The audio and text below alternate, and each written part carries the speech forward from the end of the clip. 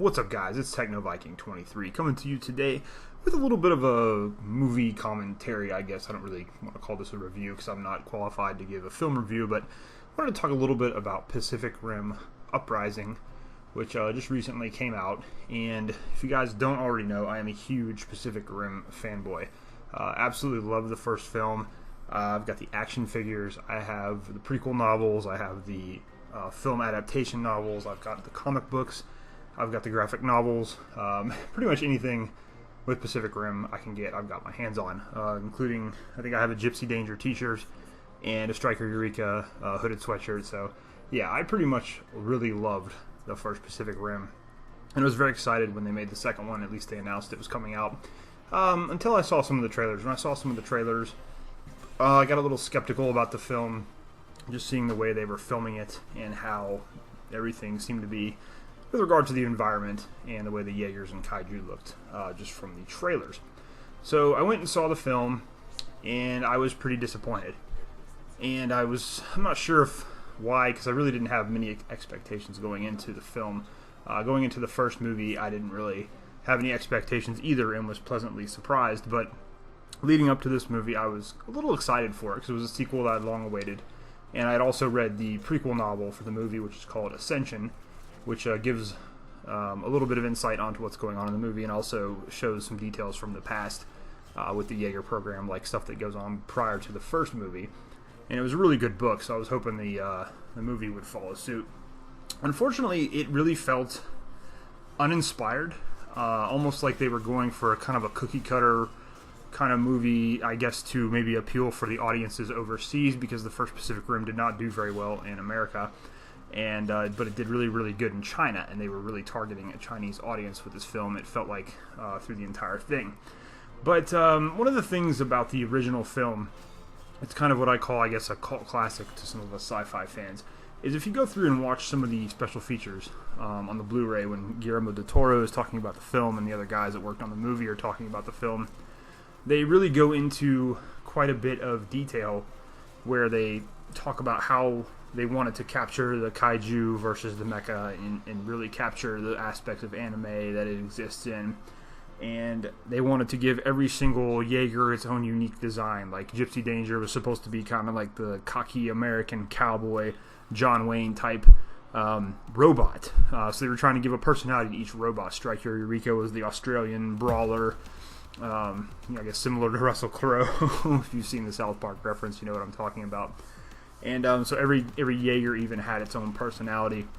And then they went into a lot of depth when they designed the Kaiju. They wanted every Kaiju to have its own unique design and kind of a design that you could maybe see inspired from Kaiju films, the Godzilla movies and things like that. And they did a really, really good job with it, and you could see how much work went into it, how much love they actually put into the first movie.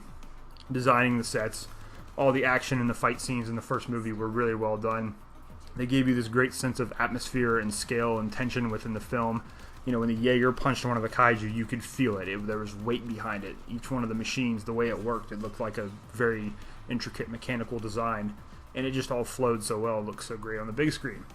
Well, in the new film, they kind of went for a kind of a faster, sleeker design for the Jaegers, and, you know, they're going with the whole thing where the technology is advanced, and I get that, I understand, but, you know, going back to the first movie, they were able to do that with Striker Eureka, which was the most advanced Jaeger at the time during the film, and they made it look very fluid and fast, and still were able to capture the weight and the impact behind, its punches and just the way that it moved and felt.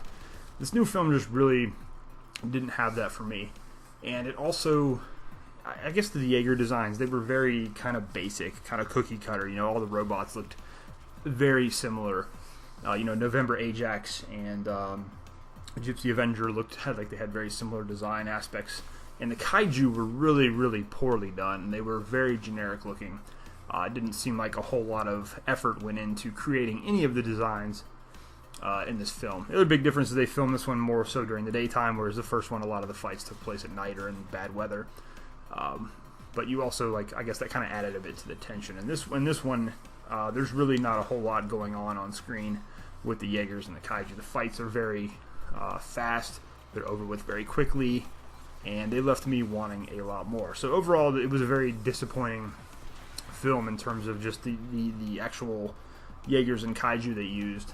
There's really not much in terms of character development. There wasn't with the first movie, but again, this is another part where Pacific Rim Uprising kind of fails, is that, at least in the first movie, you had characters who kind of, they were able to dominate the screen, like Idris Elba as Stacker Pentecost, even Charlie Hunnam as Raleigh Beckett, and of course you had Makamori and all these other interesting characters in the first movie that you kind of identify with. Well, in this film, really no one from the first movie comes back except for Mako and the two scientist guys who everyone either finds really, really hilarious or really, really annoying.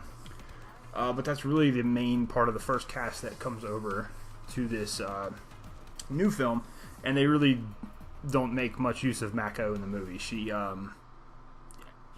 spoiler, she kind of dies very early on.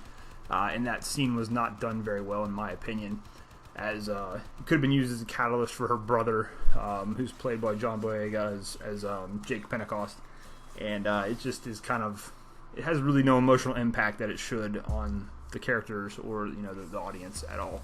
So just really a lack of tension in the movie, a lack of design in the movie. It just, like I said earlier, it feels like it was mailed in, and the plot is really kind of hit or miss. There's some really cool and actual interesting points in the plot where Newt, one of the good doctors from the first movie, the guy who drifted with the kaiju brain, it turns out that he kind of got addicted to that, and he's been drifting with his kaiju brain, and so he's been possessed by the precursors, who are the aliens that are controlling the kaiju, trying to get them to destroy the Earth. And so he actually sabotages this Jaeger program where they're going to do drone Jaegers and infects them with like kaiju brains, and they become evil. It's almost kind of like an Evangeline thing with Neon Genesis Evangelion, the same type of design where it's kind of like a blend of technology and then the alien kaiju parts, and they attack the Jaegers and try to destroy them all. And the cool thing is there is a Jaeger who is built, it's a complete Jaeger, but it has a kaiju brain inside it, and it's called Obsidian Fury. And he's probably the coolest Jaeger in the film for me, probably the most interesting design. But they don't really spend a whole lot of time focusing on that. It's a very fast-paced movie that goes right into the fights with the kaiju, which again, that fight unfortunately doesn't last very long, and it's not very impressive at all. But it also turns out there's a really interesting plot point in the film where they talk about the whole main goal of the kaiju is to get to Mount Fuji, to drop themselves into the volcano, because kaiju blood makes things explode. And they think that an eruption of Mount Fuji will trigger this giant explosion, which will set off the entire ring of fire, and all the volcano eruptions will poison the atmosphere and make it perfect for the kaiju and the precursors to come and take over the Earth. So that was the whole plot, and they even go in to talk about how all of the kaiju that came during the Kaiju War, that was their main singular goal, was to actually get into Mount Fuji and blow up the entire ring of fire in the Pacific Ocean, which makes absolutely no sense, especially lore-wise, if you've read into any of the stuff with Pacific Rim. The kaiju attacked random coastal cities. They didn't really have much of a desire to just drop into Mount Fuji, because if that was the case, what they would have just done was sent the first kaiju trespasser. He would have just gone right to Mount Fuji, and no one would have known what the hell to do. Instead he attacks San Francisco and gets nuked, and then they keep sending kaiju to different coastal cities like Anchorage and cities in Central America. They don't really actually send any of the kaiju to Japan, so the way they came up with that as a plot device really didn't mesh well with anything else that we've ever seen within the Pacific Rim universe. And even the prequel novel doesn't really touch on that at all. It's just something that feels like they kind of made up for this movie. So overall, just kind of a hit or miss film. I don't think it was a terrible movie, to say the least, but it definitely, when I compare it to the original, at least in my opinion, I did not like it nearly as much, and just didn't feel like it lived up to any of the expectations that might have built up with the first. I don't expect it to do very well in the United States, because the theater I was in, which is one of the busiest ones in our area, was completely empty at a prime time showing, and I think there were only 5 of us in the actual theater, so that doesn't bode well for it. But it may do well overseas. I think I saw it did really, really well its opening weekend in China, which that may allow them to make a third film, which I hope at this point they really don't do, unless Guillermo del Toro is going to get back completely in control of the film and put the same amount of love into it that he and the crew did with the first Pacific Rim, because you could really tell that was lacking in this movie, and just for whatever reason it looked like a very lackluster mailed-in effort on their part. But anyways, if you guys saw the film, let me know what you think. Like I said, I'm kind of biased a little bit towards the first movie, obviously, because I'm such a Pacific Rim fanboy. But I just didn't feel like this Pacific Rim Uprising lived up to the legacy of the first film, even though I know a lot of people didn't care for it, but there's a very small kind of group of us sci-fi fans who absolutely love the first movie. Anyways, guys, that's going to do it for this video. I hope you guys are having a great day. Thanks as always for watching. Hope you guys have a happy Easter if you celebrate it this weekend, and I will see you again next time.